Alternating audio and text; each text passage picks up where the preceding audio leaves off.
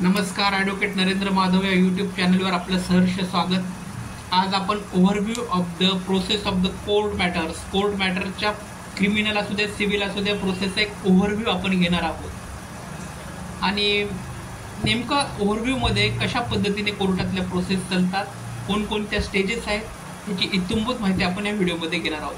Channel जर आवडत असेल तर याला लाईक आणि सबस्क्राईब नक्की करा, कारण चांगल्या कामाला कधीच माणसाने वेळ लावू नये. तुम्हाला संपूर्ण कायदेशीर माहिती या चॅनलवरती अगदी मोफत उपलब्ध होत असते.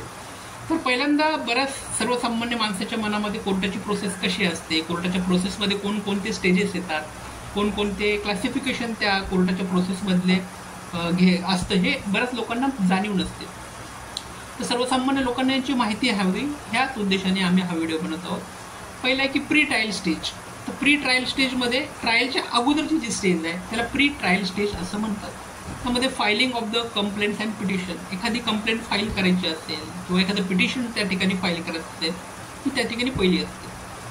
त्यानंतर सर्विंग ऑफ समन्स आहे और notice to the opposite party. एखादी कंप्लेंट फाईल केल्यानंतर ती कंप्लेंट नेमकी काय आहे हे अपोजिट पार्टीला माहीत व्हावं म्हणून एक समन्स सर्व होणं ह्या ठिकाणी आवश्यक असतं. ही समन्स सर्व कोण करतं, तर मुळामध्ये कोर्टाचे काही अधिकारी असतात, काही कर्मचारी असतात, ते ही समन्स सर्व करतात. बऱ्याचदा पोस्टाद्वारे सुद्धा ही समन्स सर्व होते, म्हणजे बेलीफ असू द्या किंवा पोस्टाच्यावर ही समन्स सर्व होते. तर समन्स अपोजिट पार्टीला गेल्यानंतर appearance and representation by the advocate. Opposite पार्टीचा वकिलाद्वारे कोर्टामध्ये हजर राहावं लागतं, त्यांचं मत त्या ठिकाणी मांडावं लागतं आणि त्यानंतर मग फायलिंग ऑफ द रिप्लायज, ज्याला आपण WS म्हणतो, हे रिप्लायज द्यायचं आहे. त्यामध्ये रिटन स्टेटमेंट देणं, तुमचं जे काही म्हणणं आहे ते म्हणणं वकिलाच्या द्वारे कोर्टामध्ये मांडावं. फायलिंग ऑफ रिप्लायज, त्याचबरोबर rejoinders and the additional of the documents. त्याचबरोबर एखादा दुसऱ्या कोणत्या व्यक्तीला ॲड करायचं असेल किंवा एखादं डॉक्युमेंट ॲड करायचं असेल ते सुद्धा त्या ठिकाणी होतं. ही प्री ट्रायल स्टेज झाली. त्यानंतरची पुढची स्टेज येते ती म्हणजे ट्रायल स्टेज. तर ट्रायल स्टेजमध्ये काय असतं, examination in chief of the witness, cross examination of the witness.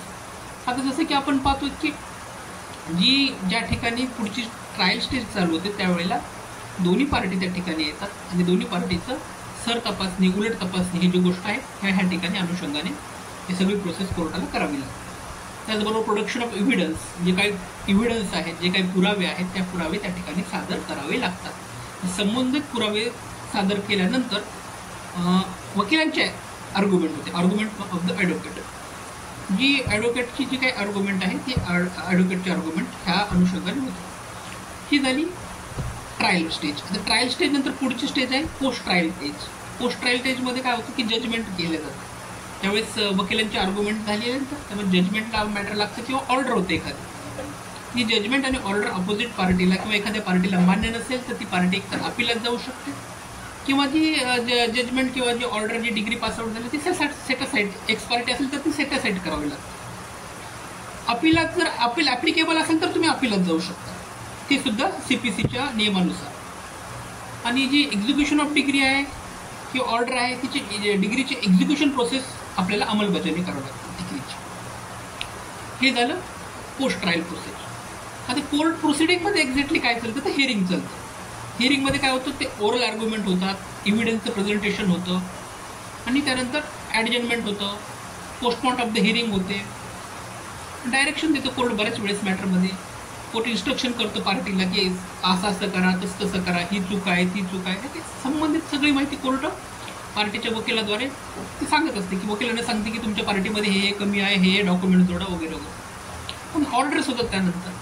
ऑर्डरमध्ये एक तर इंट्रीम ऑर्डर होते किंवा फायनल डिसिजन होतं. इंट्रीम ऑर्डर म्हणजे संबंधित थोडीशी आधीची ऑर्डर किंवा एक फायनल डिसिजन होतं. कोर डॉक्युमेंट त्या ठिकाणी काही आपल्याला जोडावं लागतं.